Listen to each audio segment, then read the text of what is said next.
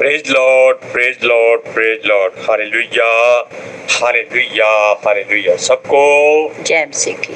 जय मसीह की। परमेश्वर, हमारा परमेश्वर जो सबका परमेश्वर है, वो अपने वचन के द्वारा सब काम करता है, क्योंकि उसका वचन पवित्र है। हालेलुया। आज के सुसमाचार के लिए परमेश्वर की बेटी प्रार्थना करेगी। सबको जय मसीह की। परमेश्वर आप सबके साथ है और आप सबसे बहुत प्रेम करता है। Hallelujah, hallelujah. महान परमेश्वर, सर्वशक्तिमान ईश्वर, जमीन आसमान ਦੇ ਮਾਲਿਕ ਤੇ ਖਾਲਿਕ, ਤੁਹਾਡਾ ਧੰਨਵਾਦ, ਤੁਹਾਡਾ ਸ਼ੁਕਰ ਕਰਦੇ ਸੁਆਮੀ, ਅੱਜ ਦੇ ਸੁੰਦਰ ਦਿਨ ਲਈ, ਸੁੰਦਰ ਸਮੇਂ ਲਈ ਮੇਰੇ ਪਿਤਾ ਜੀ, ਜੋ ਸਾਡੀਆਂ ਜ਼ਿੰਦਗੀਆਂ 'ਚ ਬਖਸ਼ਿਆ ਪ੍ਰਭੂ, ਖੁਸ਼ੀਆਂ ਤੇ ਆਨੰਦ ਦਾ ਦਿਨ ਬਖਸ਼ਿਆ, ਤੰਦਰੁਸਤੀ ਦਿੱਤੀ ਮੇਰੇ ਪਿਤਾ ਜੀ, ਔਰ ਆਪਣੇ ਕਦਮਾਂ 'ਚ ਬੈਠਣ ਲਈ ਆਪਣਾ ਫਜ਼ਲ ਬਖਸ਼ਿਆ ਪ੍ਰਭੂ। ਇਹ ਸਭ ਤੁਹਾਡੀ ਦਇਆ, ਤੁਹਾਡੀ ਕਿਰਪਾ ਹੈ ਮੇਰੇ ਪਿਤਾ ਪਰਮੇਸ਼ਰ, ਔਰ ਤੁਹਾਡੀ बेटी हृदय तो ਤੁਹਾਡਾ ਧੰਨਵਾਦ, ਤੁਹਾਡਾ ਸ਼ੁਕਰ ਕਰਦੀ ਸੁਆਮੀ। सचमुच खुदा जो सेवा बख्शी प्रभु, हर रोज वचन देते हैं प्रचार करना, उस लिए भी ਤੁਹਾਡਾ ਧੰਨਵਾਦ, ਤੁਹਾਡਾ ਸ਼ੁਕਰ ਕਰਦੇ ਹਾਂ। ਬੇਨਤੀ ਕਰਦੀ ਪਿਤਾ ਜੀ, ਹੁਣ ਤੁਸੀਂ ਆਪਣੇ ਵਚਨ ਦੇ ਅਨੁਸਾਰ ਸਾਡੇ ਵਿਚਕਾਰ ਆਓ ਔਰ ਵਚਨ ਪੜ੍ਹਨੇ 'ਚ ਪ੍ਰਚਾਰ ਕਰਨੇ 'ਚ ਸਾਡਾ ਮੂੰਹ ਬਣ ਕੇ ਬੋਲੋ ਮੇਰੇ ਪਿਤਾ ਜੀ, ਤਾਂ ਕਿ ਤੁਹਾਡਾ ਦਿੱਤਾ ਵਚਨ ਤੁਹਾਡੀ ਇੱਛਾ ਦੇ ਮੁਤਾਬਿਕ ਮੇਰੇ ਪਿਤਾ ਪਰਮੇਸ਼ਵਰ ਦੁਨੀਆ ਦੀ ਸ਼ੋਰ ਤੱਕ ਪਹੁੰਚੇ। ਤੁਹਾਡਾ ਧੰਨਵਾਦ, ਤੁਹਾਡਾ ਸ਼ੁਕਰ ਕਰਦੇ ਹਾਂ ਪ੍ਰਾਰਥਨਾ ਸੁਣਨ ਲਈ। ਪ੍ਰਾਰਥਨਾ ਪ੍ਰਭੂ ਯੀशु ਦੇ ਸਮਰਥੀ ਤੇ ਪਵਿੱਤਰ ਨਾਮ ਵਿੱਚ ਮੰਗਦੇ ਹਾਂ, आमीन। आमीन। Praise Lord. सुनिए, यहोवा पवित्र है, उसका वचन पवित्र है, और यहोवा कहता है कि पवित्र बनो। पवित्र कैसे बनोगे? उसका हुक्म मानना पड़ेगा, उसकी आज्ञा माननी पड़ेगी, उसके पथों पर दौड़ना पड़ेगा। हालेलुया। सुनिए,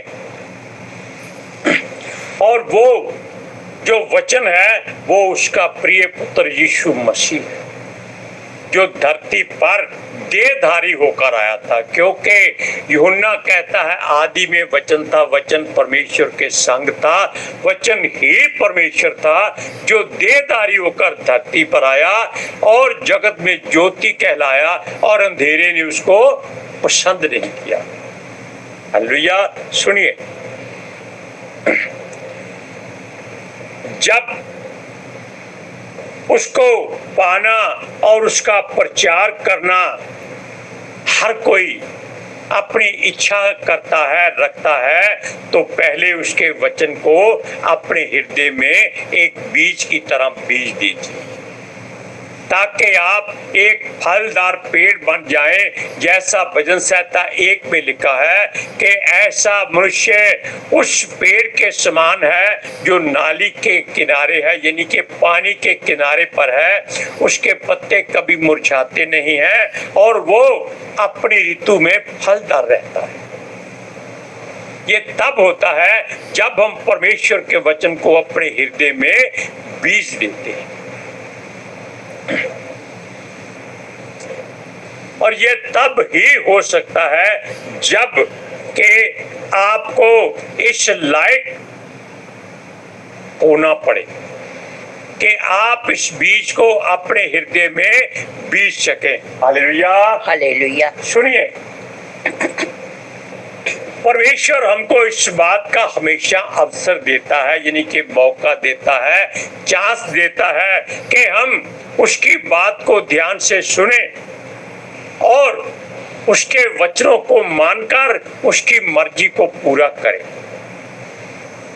हालेलुया, हालेलुया। सुनिए, वो चाहता है कि हम अपने आप को इस तरह बदल लें जैसे हम लोगों की पवित्रताई के बारे में सिखाने की कोशिश करने वाले, यानी कि जब हम किसी को कहते हैं कि शुद्ध हो जाओ, पहले हमको शुद्ध होना पड़ेगा, तब हम किसी को कह सकते हैं भाई पवित्रताई में आ जाओ, शुद्धता में आ जाओ।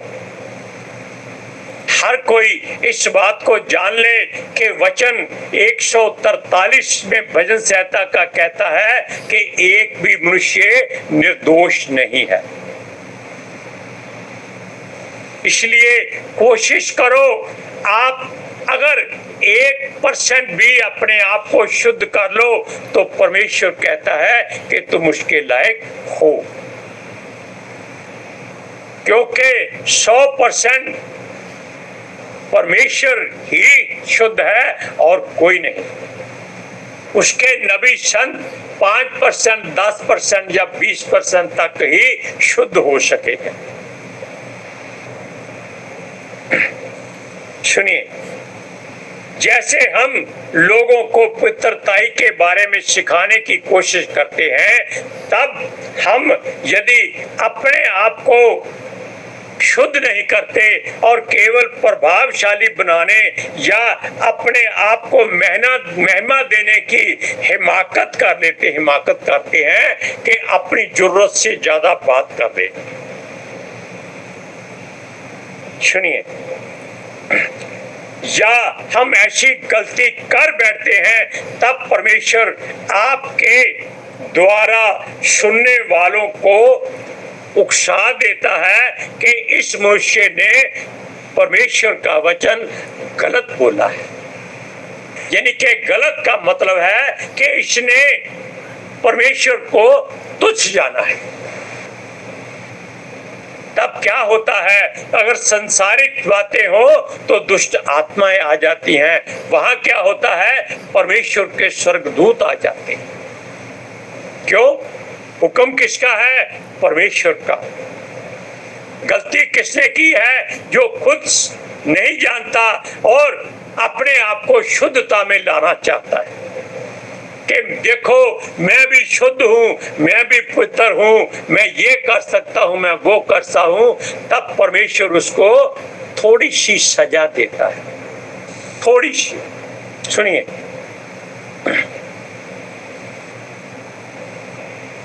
उसकी पुकार को सुनकर परमेश्वर उस मनुष्य को सबक सिखाने या सच्चाई बताने के लिए अपने स्वर्गदूत या किसी नबी या भविष्यवक्ता को वहां उठा देता है, खड़ा कर देता है, तैयार कर लेता है कि जाओ इसको समझाओ, इसको वहां से हटाओ, या इसको मनाओ, या इसको धक्के मार के बाहर निकाल दो, नहीं तो स्वर्गदूत खड़ा है तलवार लेकर, वो अपना काम कर देगा।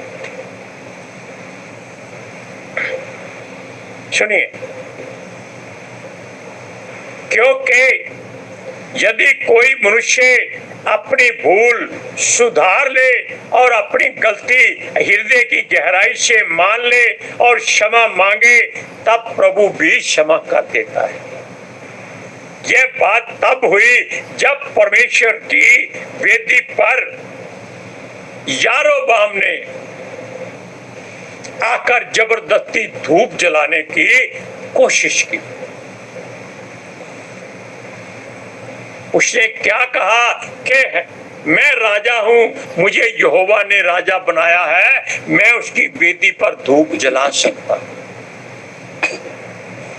तब परमेश्वर ने नबियों को कहा कि इसको बाहर निकालो जल्दी से, पवित्र भवन से। पवित्रताई वाली बात इसके पास नहीं है, इसको जल्दी से बाहर निकालो।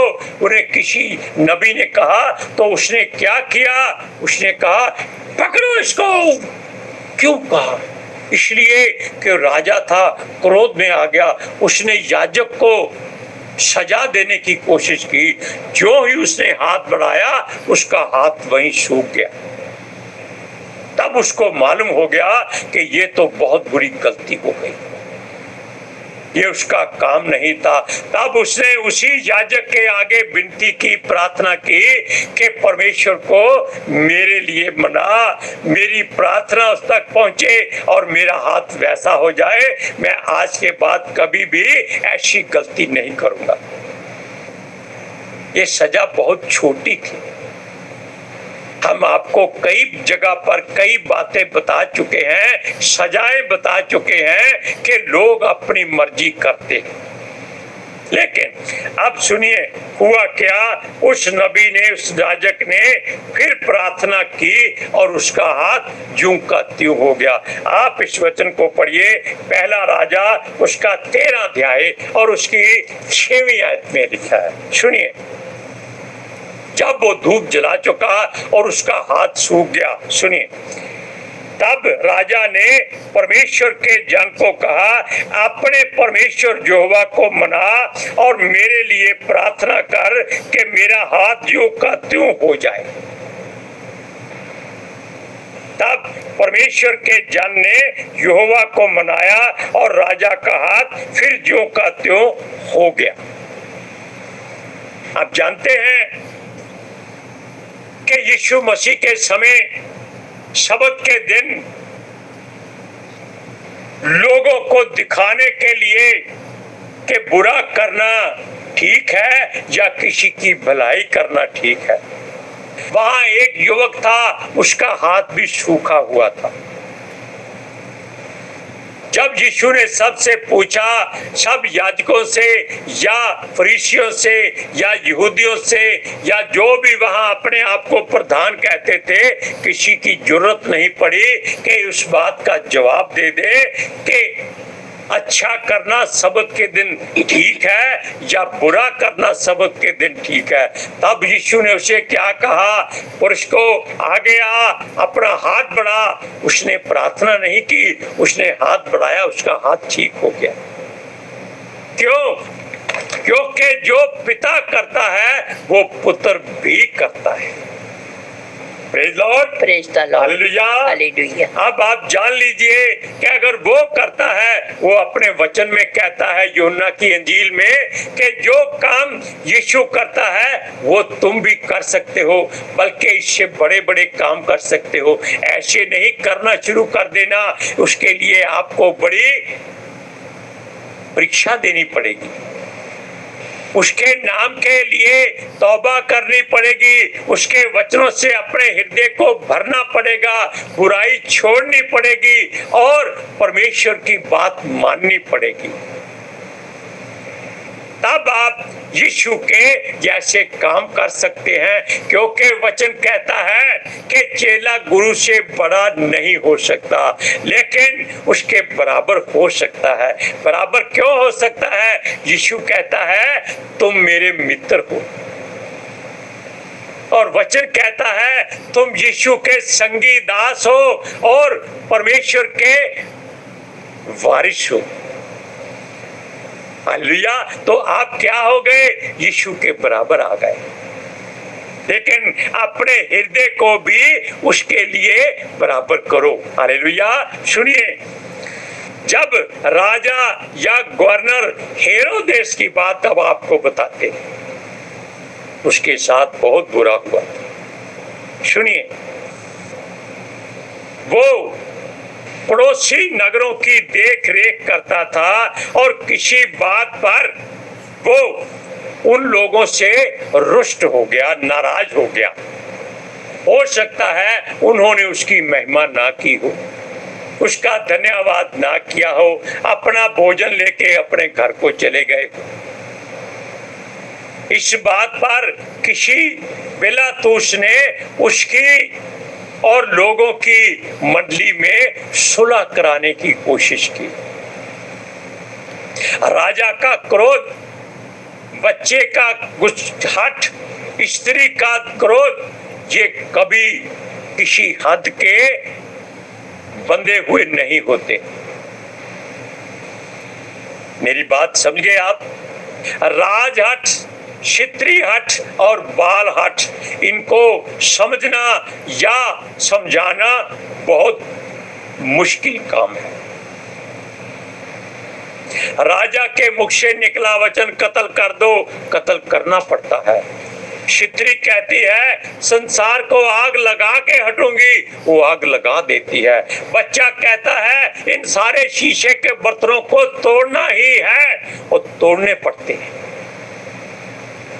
सुनिए, तब उसे प्रसन्न करने के लिए बीच बिचौलिए आदि लोगों ने उन नगरों के लोगों को साथ लेकर, प्रधानों को साथ लेकर राजा या जो गवर्नर था, हेरोदेस था, उसके पास इकट्ठे हो गए कि राजा को मनाया जाए वरना भूखे मर जाएंगे। Hallelujah, hallelujah, praise Lord, praise the Lord. तब क्या हुआ? वो सब जब इकट्ठे हुए तो उनको पहले की तरह भोजन देने के लिए मान गया। लेकिन तब उसने अपनी महिमा की इच्छा जाहिर की। मतलब उसने मन में आया कि अब ये लोग अगर मेरी महिमा नहीं करेंगे तब वो शाही हुक्म पूरा करना पड़ेगा। लोगों ने उसकी बड़ी महिमा की, वाह वाह किया, राजा की स्तुति गाई, बहुत कुछ किया, उसका धन्यवाद किया। लेकिन राजा ने उस परमेश्वर का धन्यवाद नहीं किया जिसने उसको इस लायक बनाया कि आज तू इनको रोटी देता है और ये तेरी महिमा करते हैं, तेरी वड्याई करते हैं। तू अपने परमेश्वर का भी ध्यान रखना। तब वो फूल गया और ऐसा घमंड में आ गया कि अपने आप को उसने याजक की तरह गद्दी पर बैठकर इस्तेमाल करना शुरू कर दिया। उसने अपनी महिमा के लिए परमेश्वर के वचनों को बोलना शुरू कर दिया कि ये हेरोदेस कर रहा है, ये परमेश्वर का वचन है, ये उसने राजा इसीलिए बनाया है कि मैं लोगों को रोटी दूं और लोग मेरा धन्यवाद करें। ऐसी ऐसी बातें उसने कही जो परमेश्वर को क्रोध आ गया। होना क्या था, परमेश्वर ने लोगों को उकसाया कि रोको इसको, वरना ये बहुत बुरी सजा का हकदार हो जाएगा। लोगों ने दुहाई दी कि ये परमेश्वर का वचन है, राजा तुम इसको मत बोलो, इसके अपनी क्षमा मांगो, गलती मानो, धन्यवाद परमेश्वर का करो कि तुम जीवित हो। लेकिन उसने किसी की नहीं सुनी। क्यों? उसकी अकल बंद हो चुकी थी, वो नहीं समझ सकता था क्या कह रहा हूं। उसकी आंखें भारी, कान भारी, वो उसको वचन यशाया का पूरा हो रहा था, वो उसकी समझ में कुछ नहीं आ रहा था। वो केवल परमेश्वर के वचनों को अपने ऊपर उतार कर लोगों को सुनाए जा रहा था। तब परमेश्वर ने अपने स्वर्गदूत को भेजा और उसने क्या किया, उसको कोड़ी बना दिया। हालेलुया। सुनिए, स्वर्गदूत ने आकर राजा को मारा, जिसकी वजह से उसका बचाव नहीं हो सका और उसके शरीर में कोड़ के कारण कीड़े पड़ गए। उसी समय कोई देर नहीं हुई, कोई इंतजार नहीं हुआ,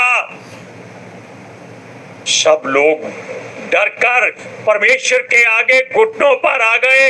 लेकिन वो सामने सबके तड़प रहा था, कोड़ पड़ चुका था, कीड़े उसको खा रहे थे और वो इतनी बुरी तरह तड़प तड़प कर मरा कि शायद पवित्र शास्त्र में इतनी बुरी मौत किसी को नहीं मिली।